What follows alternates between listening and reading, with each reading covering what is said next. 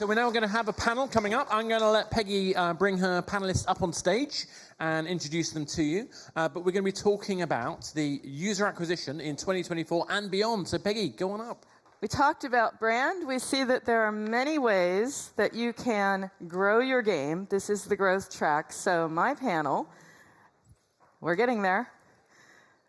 And the last one. So my panel is going to talk about how you bring it all together, because it is about diversification. That is the motto. That is the mantra. That is where we are today.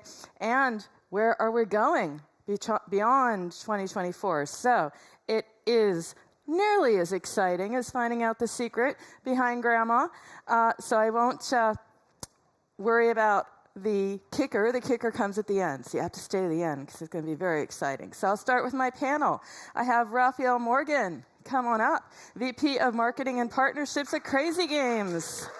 Yay, a platform that attracts over 35 million users monthly. You have vast experience. You've done partnerships with the likes of Voodoo and Quali. He loves games so much that he has rounded his thumbs from playing all the games as a kid.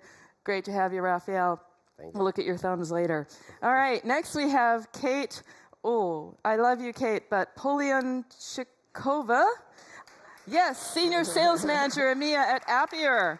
Fast-growing company known for AI-driven solutions. You can check them out there. They're making brands smarter and making smarter marketing decisions. Kate knows how to reach new heights, not just only with her partners and her customers, but also outside of work, because she is an accomplished horse rider, regularly competing in show jumping events worldwide. Adam, do you need an introduction? Adam Smart, seasoned expert in mobile marketing and director of product for AppsFlyer. And of course, Adam is known for keeping it smart and simple. Adam Smart, pun intended. So he's going to help us navigate this very difficult ad tech world. And finally, Brad Shapiro, Executive Vice President of Revenue at KashKick, another company. You can check them out there. 30 years of experience in revenue growth for companies like Inbox Dollars, etc. But when he's not pursuing growth, he has been leading growth ever since, because KashKick, congratulations, fueled a 16,000% revenue growth. I was like, that can't be a typo. And the company ranks number 11 in the Inc. 5,000 2024 list. So yes, we do have a rock star panel, but I want to kick it off with where we sit. I want to understand where you sit, because yes, we are in 2024. It wasn't easy. We're looking into 2025. So just a little bit of a litmus test here. Rocky road ahead or calmer waters in 2025? Have we adapted to change? Start with you, Brad. Calm waters. Okay, we got a calm water. We got a positive guy. Adam, you're going to be edgy and snarky. A couple of waves. Okay. A couple of waves. All right. Mostly calm. Okay. Oh, surprising. Kate? I think I would agree with Adam. It's like a couple of waves. Yeah. A couple of waves? So Not we're too getting bumpy, better. but still. A couple of speed bumps. Yeah. Speed bumps. All right, well, that's very positive. Are you going to be the negative one in the bunch? No, not really. I'm a very optimistic person, but I also think the dark times already passed. So, so I think the next year is going to be even greater. This year was already pretty good for us. So. Okay, so we're getting better, or we're getting better at what we're doing. Interesting, because I was just at an event, and AppsFlyer had some very interesting data about shift in platforms and channels, and alternatives gaining some tremendous traction. Very surprising. What do you have from the striking differences in the channel mix? I can guess which event that was. It was UA Society in London, which is a never miss event. It was just last week. Last week. Unfortunately, I had to be in Cyprus, but word of that presentation got to Cyprus. It was amazing. It was stunning. It was stunning, because we are in the mix. We are mixing it up. Really are. I mean, to be honest, I don't think in the last 15 months there's been that much of a monumental shift. We have seen, though, that ad networks have really sort of risen, probably down to one ad network, which I can't say, but I think everybody knows what it is. That's been at the expense, to begin with, of DSPs. I think some of the budget has been moved from one to the other. But now DSPs seem to have caught up again, and it sort of seems to have evened out from probably the last 5 or 6 months. Yeah, so we have DSPs. I saw a number, because I remember in the days when we were all pulling back, it was like, 6, 7 partners, sort of play it, spread your risk. Now it's like, 16, 17, absolutely no problem. So DSPs are back. Alternative app stores are even gaining, which is exciting, which I did expect. And also just overall alternative platforms, be they rewarded platforms or looking more into other ways to spread the risk, spread the money, use your budget. One other interesting takeaway was CTV has Another actually grown to about 3 or 4%, which doesn't sound like much. And Yes, in reality, 0. it's probably the size of a large network. Yeah. But the fact that the trajectory of that is growing and growing and growing, I do think that's going to become quite an important channel over the next couple of years. And it was double digit for rewarded as well. So we had rewarded double digit. Yep. CTV coming up out of nowhere, definitely going to be there. So I said it, and I've been hearing about it because I am a host for the PocketGamer.biz podcast, which you should all be listening to on Spotify as well. But everybody comes on the show, talks about ways to diversify. So I'm going to play devil's advocate. Give me a reason why a games studio should not diversify. Start with you, Brad. I don't see any reason. There you go. You don't want to put all your eggs in one basket. Yeah. It's very simple. You always want to diversify in case, even with us, with advertisers, we don't want all of our revenue coming from one advertiser. What if their budget changes? So you always need to diversify. Yes. So interestingly, it used to be, and there was a quote, if you wanted to be successful, you launch your game on mobile first. That's changed a bit because studios are eyeing web first, and that's what you're seeing. So, it is a blue ocean. It is exciting. There can be pitfalls, and we're talking about trying to diversify, but we don't want to see increased complexity. So you have a platform, Rafael. What do you see the leaders doing on your platform that's different, perhaps, from the also-rans and the others? There's a way to succeed. What is it? What is the anatomy of that success? Just to add to his point, I think the tools are also getting much better. If you're talking about alternative platforms, so if you have a game made with Unity, for instance, it becomes quite easy to get your game on the web, and also other game engines, which actually have really worked really well on the web as well. I think going to the basics, you need to have a really good game, as you have it everywhere. But the web, you have some stuff that I need to consider. The games need to be optimized because people will load this on the fly. So you do need some sort of expertise, and we see that it takes a little while for the first project from a studio to get and learn how to be successful, because the user doesn't have a lot of patience, right? So you have to get the game going quite fast. But at the same time, we have a lot of users that get to your game really fast, and they actually share this with their friends very easy, right? You send a link across, on WhatsApp or whatever, and people come and join your session, and you're playing together, without downloads or anything. And I think this is really powerful. I think people that are looking at multiplayer games on the web right now, we're seeing really interesting from the players as well, UGC as well, games that people can create their games. So this is something that's happening now on the web as well. So we're changing the landscape by adding more and more cool content. And I think that there's some. And it's a compliment. It's a compliment. It doesn't compete. Similar question for you, Brad, because yes, we are hearing a lot about rewarded platforms. Again, that double digit in the AppsFlyer data is incredible. But it's not just about acquiring numbers of users. It's a real focus on the quality of users, so the quality and the quantity. But it sounds like everyone can just jump in there, and we encourage that, of course. But what does a studio need to do or keep in mind before they jump in here and take the plunge? We want them to set themselves up for success in both getting the numbers, but also getting the quality. What's maybe a checklist that they should consider? Yeah, so I'd say there's an anagram that you could remember. Every UA manager wants to get a taste of everything. There's been a proliferation of rewarded platforms over the last year even. So it's kind of like, what do you need to look at? So as a UA manager, you want to have a taste of everything, right? So I'd say taste, where the first T is transparency. Where is this platform getting their users from? How are they open with you about what they're doing?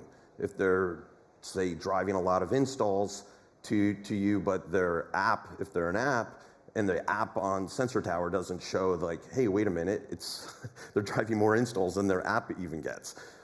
It's a little questionable. So you have to look at transparency. Ask other UA managers. So everyone talks. So you can find out by asking other people in the industry, what have they heard about the different rewarded platforms? Scale. So that's important. You make it work, but now you want to grow it.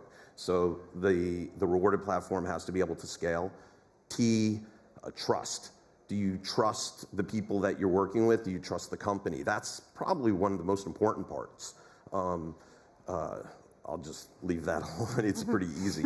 And experience. Do the account managers that you're working with, are they looking to partner with you?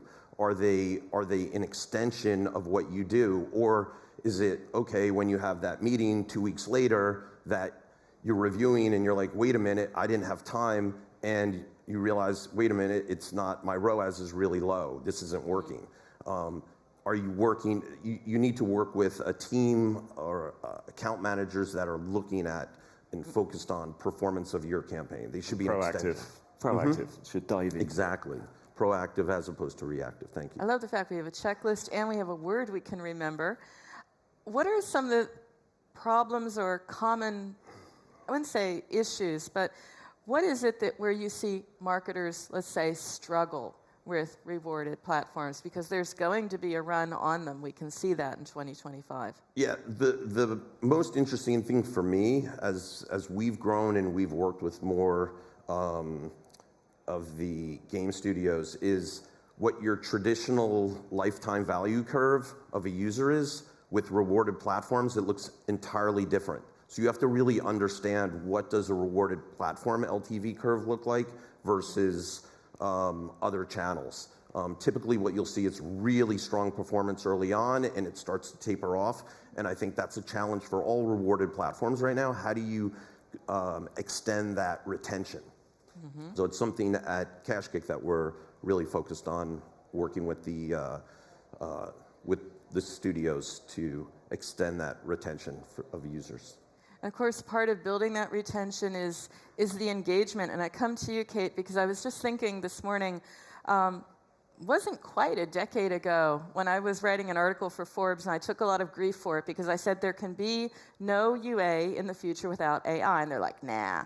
And guess what? Here we are, and that's exactly it, because you're powering that.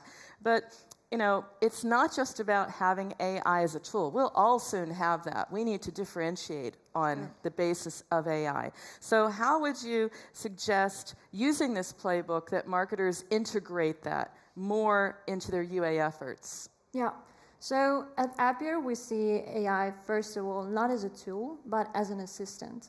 And for example, let's think of, we are publishing the game. We have several stages of publishing the game for marketers. Like it's launching, it's optimizing and scaling, and then we have retargeting.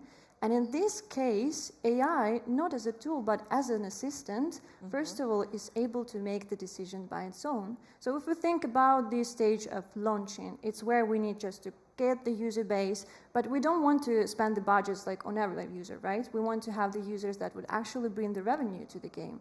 And in this case, AI could be a massive assistant. It could be strategical, it could be creative.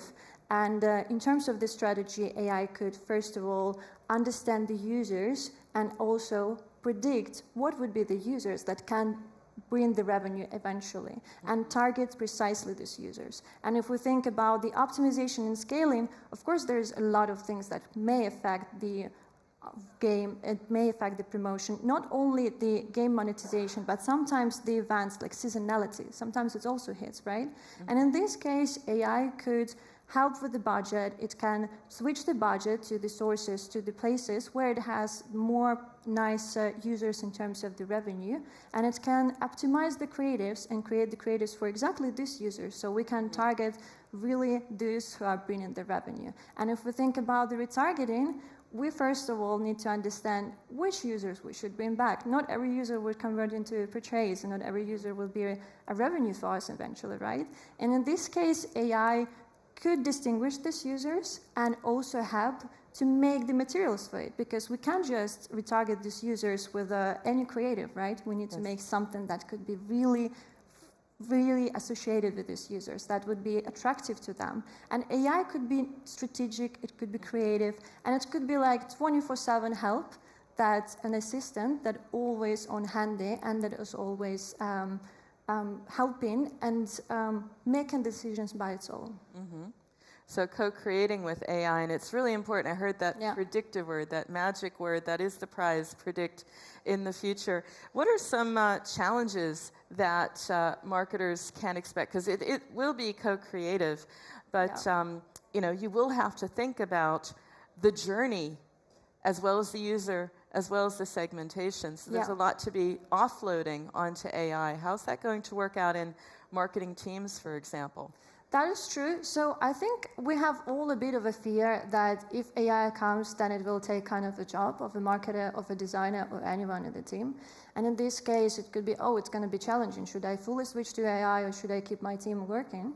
And in this case, AI, again, it's not a tool, it's not a change, it's an assistant. So the more you understand where, at what stages you can use the AI as an assistant, the more powerful it could be. So any challenge that the marketer and any challenge that any of the team members can run across, the AI could be a massive help to make it less stress, less easy. And the best idea is just to figure out at what stage it would be the best to use it. Well, feels like the Avengers here. We're going to be empowered. We have these superpowers. We have all these options here. But, we can't forget the fact that we're going to have a rising requirement for user segmentation, player segmentation. I'm hearing it all day long. Personalization, very important. But we also have signal loss that makes it a little bit more difficult. I mean, yes, but we're adapting. We said we're in the waves. We are smooth.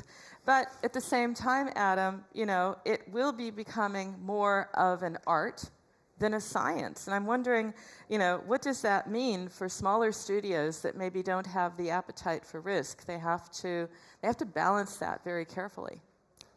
I'd argue, will it? Yeah. I mean, we're seeing probabilistic taking over from a lot of scan at the moment. Scan was brought in. We've got Android privacy something or other coming in very, very soon. And I think the people, when Scan first was set about and first brought to the world, everyone was sort of saying, attribution is dead. It's all going to go through Scan. Apple haven't enforced that to the point of taking probabilistic away. There's still loads of question marks over that. We're waiting for it, but until it happens, at the moment, we're fine. I'm seeing a lot of studios that were adamant that they were going to run Scan are now switching across to probabilistic because that's the only way you can compete right now. So, my question back to you is it? I kind of feel at the moment for, if you are a smaller studio, there's only one way that you're going to go right now. You're going to push forward with probabilistic. You don't have an option really. I think if you're sensible and a small studio and pushing forward with probabilistic, you're going to be running Scan in the background to start to verify those numbers, to start to make sure that you're able to visualize everything just in case the world end scenario does actually happen at some point. So I kind of, whilst I agree, and on paper it's everything is getting harder and harder. It's not as handicapping as you think it could be. It's more like a plan B is what I'm hearing. It's sort of Correct. like, yeah, we're Correct. doing fine. We're going to have it. Testing also with Android Privacy Sandbox. You can't ignore that. And people are Sandbox, saying that that. was Be it. prepared. Yeah, there you go. It went completely. I just did a webinar on it, Adam. I'm one ahead of you, so it's all fresh in my mind. So we will deal with signal loss, but the other challenge is, having the effective ads, the effective approaches to fill the funnel. And a rewarded platform, it's about engaging. But what does a really good rewarded experience look like? I mean, how personal can that get? Because we're hearing that that's going to be a differentiator going forward. So it's interesting. I think one of the things that really differentiates is what does that reward structure look like? So it can change. And whatever structure, when we start a campaign for a game studio, whatever rewarded structure we start with, it's going to change multiple iterations because the objective is keep adjusting that reward structure to optimize and increase ARPU. And so our objective is always to give the highest ARPU because the higher the ARPU, obviously the higher the ROAS for the game studio. So I think it's really understanding that reward structure and the user progression through the game and having it more customized for, let's say, cohort groups, as opposed to right now it's just a whole, it's pretty much to everybody. That's interesting with the progression because that is becoming so key. It is partially, again, as art and science. It's very much understanding the motivations. That is very key in that as well. What kinds of motivations are there on rewarded? I think it's getting very broad now, that it's not necessarily the motivations we thought before. It's becoming more and more integrated in the gameplay is what I'm seeing as well. It's within the game. I mean, I'll say, the rewarded platforms bring more eyeballs, right, to the games and for these studios, so it allows them to grow. It's showing them users or introducing users that might not have otherwise even known about the game. So we're really kind of like expanding the market. Yeah. I guess that would probably be the focus. Yeah, no, that's what I want to make that point, is that it's becoming more and more integral to the game, and it's built in, it's baked in. And I'm thinking about engagement again. We need these engaging ads and experiences. They're beyond human capacity to make them at that scale. But let's talk about that sort of that trade-off, because winning ads have emotional connection, or they motivate, as Brad was saying, and they reach something in you. But with AI, how can marketers use that best to grow that scale but still meet that human need? Yeah. So this is actually a very interesting progression, because if we think about emotions, it's something that we associate with human, first of all. So there is the question then how the AI could help and how it could be connected to it. And we at Appier see it, so as the human brain has left and right sides, so the left side is more about strategy, decision making, and right side about the creative, art, intuition. So we see AI also having this right and left side of the AI brain. And there is a great example that we have with the Zephyr Mobile. And so the left side of AI brain is analyze the users and the audience. And eventually we came up with the data that the pregnant women are more likely to spend much more within the game and play more than, for example, someone who loves sports. And then on the right part of the AI, the creatives that the AI generated, it was fully connected to the state of these women, to what the interest at the exact moment for them is. And can we say in this case it was the emotional connection? Yeah, probably, because we were right at the right time for the right person with the right creative. So yeah, here you go. You have the emotional connection. And it's building those frameworks and building on that as well. There's a learning process there. What about you? Because you need to build community. You need to drive some connection, and you need to convert. You've got 3 heavy C's on a platform that marketers have to get their head around. Yeah, absolutely. How do they grow on that? Absolutely. I think that one really cool thing about Crazy Games as a whole is like our audience, it's like we have a very young audience, so they're discovering their first games, their first IPs. They're, like I say this with my kids as well, like, right? They talk about, like, have you seen that what just came out? They share with them. So there's way more virality in that regard about sharing this stuff with their friends because they're not used to it even.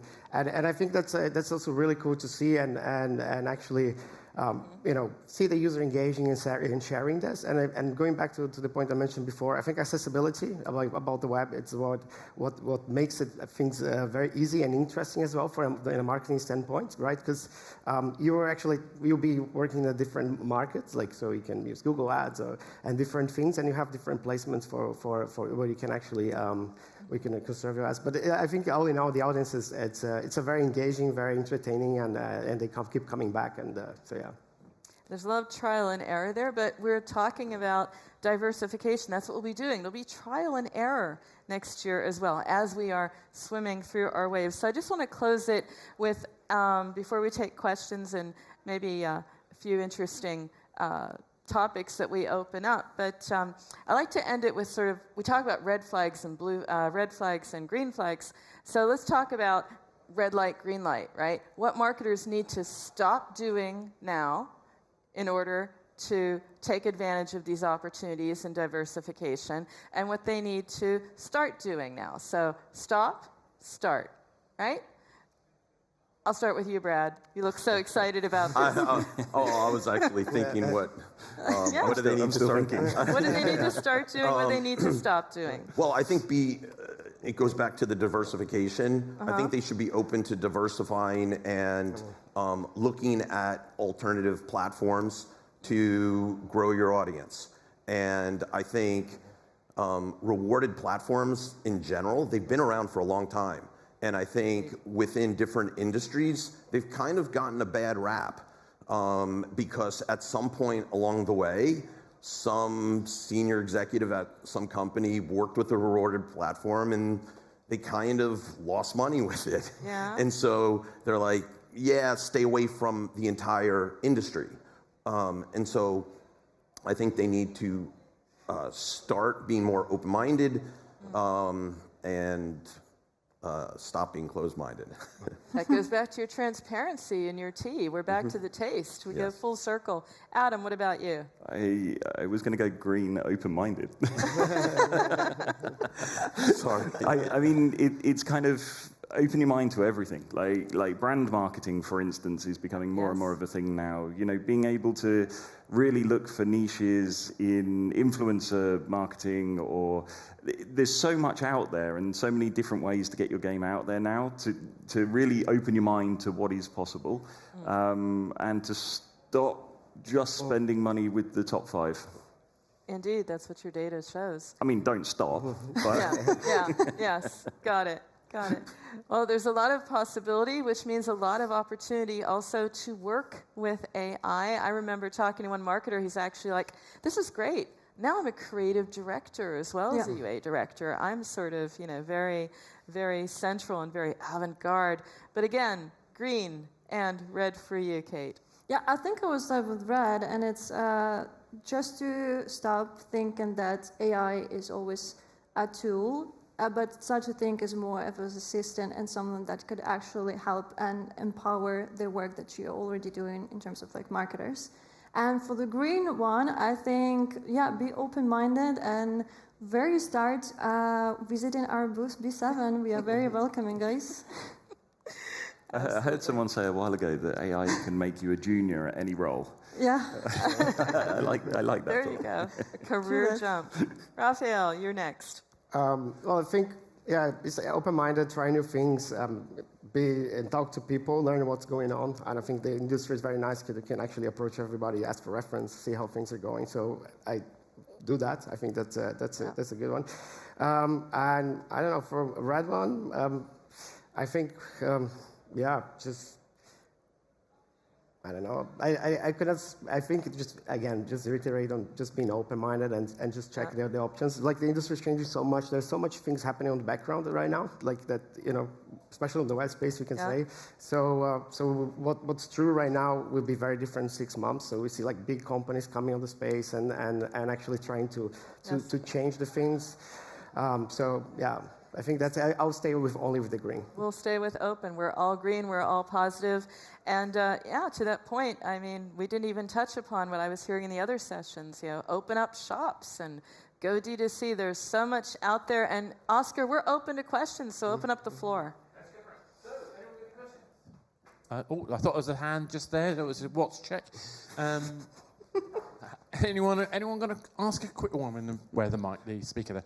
Anyone got a question that they want to ask? No, let me try and think of something. So I think we talked a little bit about using data, using AI essentially kind of in the creative side of things. Oh, there is hand at the back. Hand at the back. I didn't see that. Yes. Right, just coming. Can't see anything. Much better than me asking a Sorry question. to interrupt you, Oscar. No, it's entirely fine. We love your questions, Look, Oscar. you hear from me all the They are darn heaven. time. I heard a sales pitch coming. Thank you. Irina, Cute Group. Adam mentioned brand marketing, and do you mean brand awareness campaigns for gaming?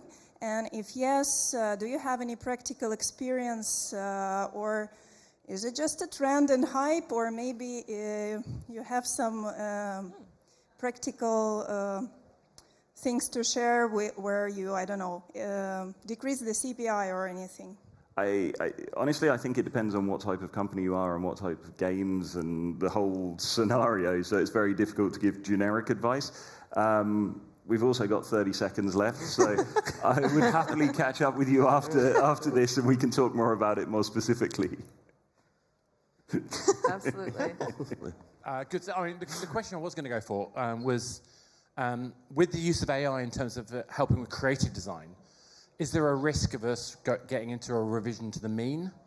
Because one of the issues I see with the way AI operates is quite often we end up with increasingly generic output. And is that a risk that we need to pay attention to? I know we've only got 30 seconds, but I indulge myself. Yeah, I think we are going into minus, but I will be very quick. The risk is there, but it's actually minimizing based on so the AI works the best if you give the right direction. So the moment you do it, the AI would be a really assistant. And it's again about what I said. If you see it as a tool, then there is a risk. But if you see it as an assistant, it's much better. Yeah, no, I completely agree. Cool. Anyway, on that note, thank you very much, guys. I think you wanted to do a quick selfie, so... Yes, absolutely. A rock star panel and a rock star audience. Let's stand up and show it. If we can get the audience, if you guys can Absolutely. wave or thing, that'd be really appreciated. Okay. We need to go this way. Okay, let's see what we can do here. Come in this way. Come in this way. With a panel like this, how can you not do I am the shorter one, so okay. And... Audience, woo! Oh, Hey! Thank